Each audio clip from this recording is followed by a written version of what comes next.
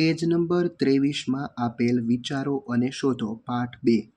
પહેલો પ્રશ્ન, એક લંબચોરસ કાગળ વાળો, પછી બનાવેલી ગડી પર એક લીટી દોરો.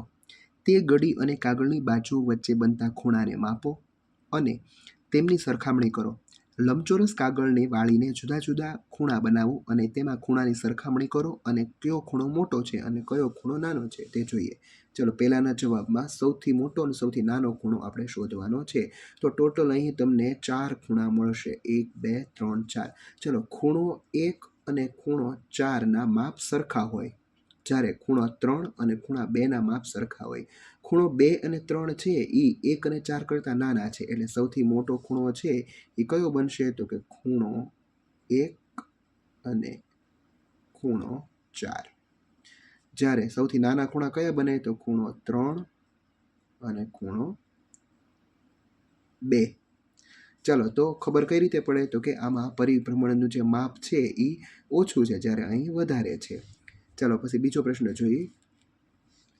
દરેક કિસ્સામાં કયો ખૂણો મોટો છે અને શા માટે તે નક્કી કરો.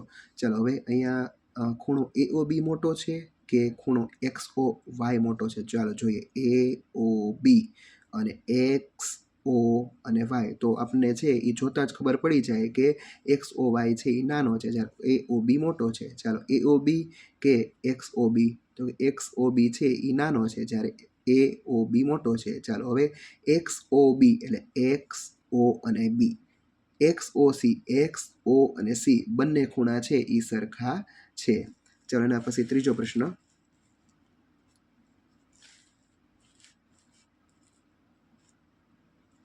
ત્રીજા પ્રશ્નમાં કયો ખૂણો મોટો છે?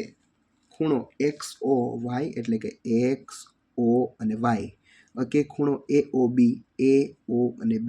તો આમાં છે એ AOB નાનો છે અને XO અને Y છે મોટો છે. કારણ આપવાનું છે, તો આપણે કારણ તમારે તમારી પાકી બુકમાં લખવાનું કે કારણ કે ખૂણો AOB કરતાં ખૂણો XOY નું પરિભ્રમણ વધારે છે. પરિભ્રમણ એટલે કે કોઈ પણ રેખાથી શરૂ કરીને એનું ખૂણાનું માપ.